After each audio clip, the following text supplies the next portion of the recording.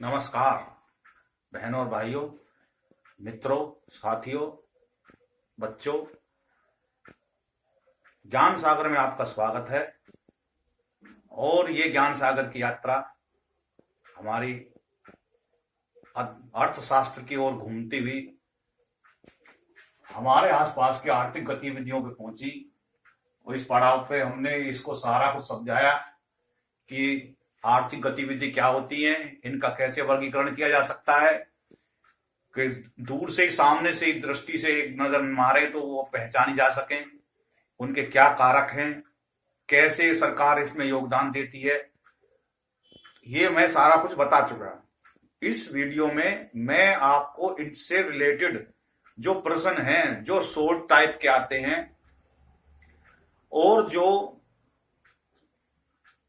लिखने में कि भाई कैसे उसको लिखें, कैसे उसको समझाएं, कैसे परीक्षा में ज्यादा अंक पाएं, इसके विषय में हम आपको बताएंगे। कुछ व्यवहारिक प्रश्न होते हैं, वो आप देखें। सबसे पहला इसमें प्रश्न है, प्राथमिक क्षेत्र क्या है? आर्थिक गतिविधि का प्राथमिक क्षेत्र क्या है? यह द्वितीय क्षेत्र से किस प्रकार भिन्न है? दो उदाहरण के द्वारा समझाएं। तो मैंने आपको बताया कि प्राथमिक क्षेत्र जो होता है वो क्षेत्र होता है जिसमें प्रकृति इन्वॉल्व होती है, यानी कि जो प्रकृति है उसी के सहयोग से वो चीज बनती है, उगाई जाती है, जमीन से निकाली जाती है। उस क्षेत्र को प्राथमिक क्षेत्र कहते हैं। उसी की, उसमें जो भी आर्थिक गतिविधि होती है, जो उससे धन कमाया जाता है, उसी को ही प्राथमिक क्षेत्र कहते हैं। अब उसमें क्या होता है, जैसे किसान है, वह उदाहरण बता रहा हूं प्राथमिक क्षेत्र के, और द्वितीय क्षेत्र से कैसे भिन्न है वो। उसमें किसान है, किसान कोई अपने खेत में कपास उगाता है, तो ये क्या है, प्रकृति के जरिए से ही होती है। जमीन है, जमीन प्रकृति है, उसमें वो बीज डालता है, खाद लगाता है और उसके बाद में वो कपास उगाता है। ऐसे ही वो धान बोता है, गेहूं बोता है, मक्का बोता है, बाजरा बोता है, समय के अनुसार बोता है, और उसने भैंस भी पाल रखी है। तो किसान क्या है, प्राथमिक क्षेत्र का प्रोड्यूस करने वाला है, वो उत्पादक है। उस समय उसने माल तैयार की, अपने अपने यहाँ पे जो है प्रकृति के सहयोग से तैयार किया, क्योंकि भैंस भी प्रकृति नेचर की दी हुई है, खेत भी नेचर है, और वहां से उसने माल निकाला। वो कपास तैयार हुई, वो लेके आया, उसने माल पहुंचाया द्वितीय क्षेत्र, मंडी में, बाजार मंडी में बेचा, और वहां से वो द्वितीय क्षेत्र तक पहुंच गया। द्वितीय क्षेत्र क्या है, डेयरी।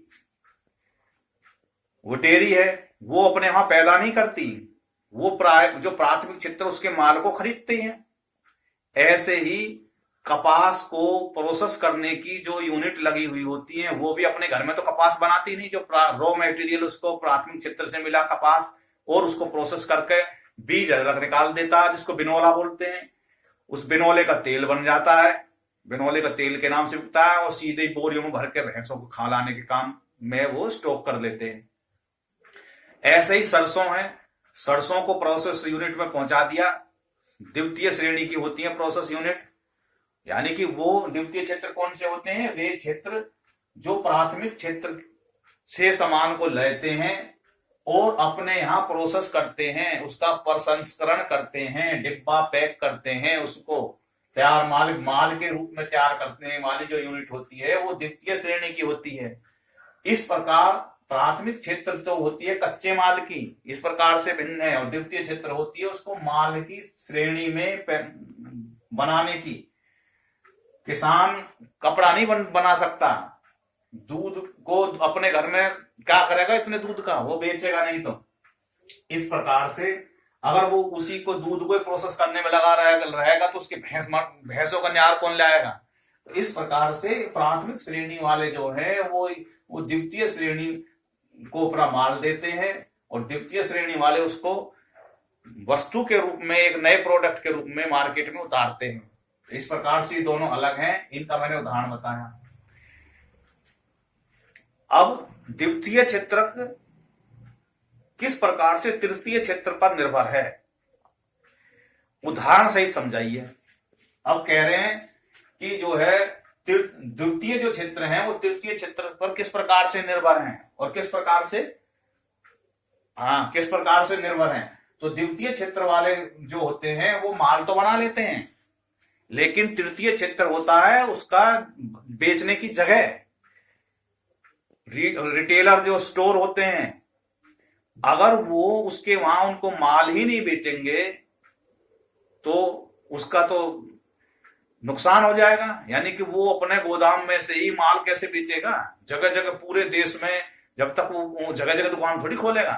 तो यानी कि जो द्वितीय क्षेत्र वाले होते हैं, जो अपने प्रोडक्ट को माल के तौर पे पैकेट में बना देते हैं, तो वो एजेंसियों के माध्यम से, रिटेलरों के माध्यम से वो माल को ग्राहक तक पहुंचाने के लिए एक चेन बना देते हैं। तो इस प्रकार से जो है ये दोनों भी निर्भर हैं, क्योंकि ये सेवा देने वाले हैं। अगर वो ट्रक वाले कहेंगे, इसमें ट्रक ड्राइवर भी शामिल होते हैं, बोले हम तो माल को नहीं ले जा रहे, पड़ा रहेगा उसमें, उन्होंने हड़ताल कर दी तो उनका माल वहीं खराब हो जाएगा।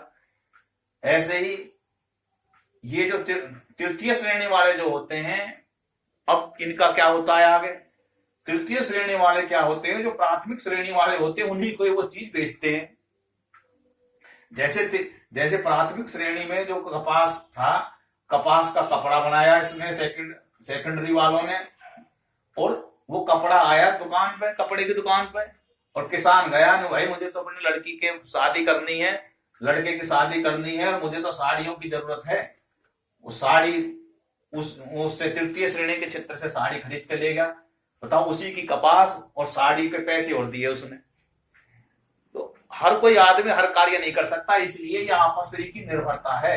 ऐसे ही इसने दूध बेचा और पनीर की जरूरत थी शादी में, तो पनीर द्वितीय श्रेणी वाले ने तृतीय श्रेणी को दिया, रिटेल स्टोरों को, दुकानों को, जो बूथ रहते हैं उनके, और उन्होंने वहां से, किसान अपने वहां से पनीर खरीद कर ले गया, शादी में वो पनीर इस्तेमाल करा, पनीर की सब्जी बनाई, खोया ले गया ऐसे ही। तो इस प्रकार से ये जो है एक चेन बनी हुई है, यानी कि घूम फिर कर वो प्राथमिक श्रेणी वाले जो उत्पादक होते हैं उन्हीं के पास में तैयार माल की श्रेणी में वो पहुंच जाता है और वो उसका उपयोग करते हैं।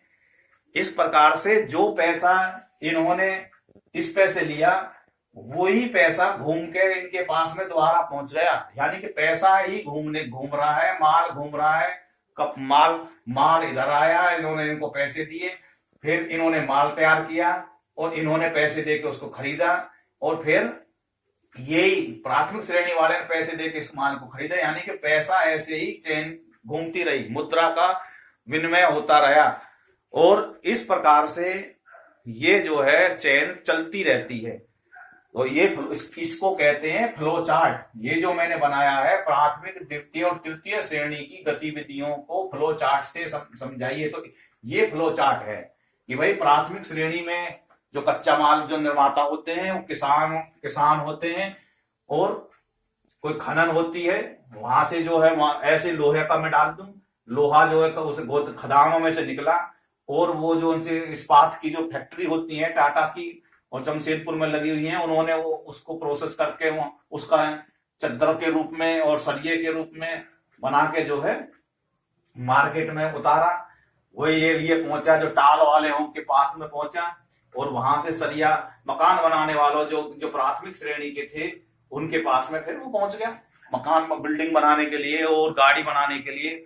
और उनको जो है वो ऐसे ही गाड़ी बनी, और गाड़ी जो है जो जिनकी खेतों में या जिस एरिया में जो खनन करी, उसी एरिया के उन लोगों ने उस गाड़ी को खरीदा।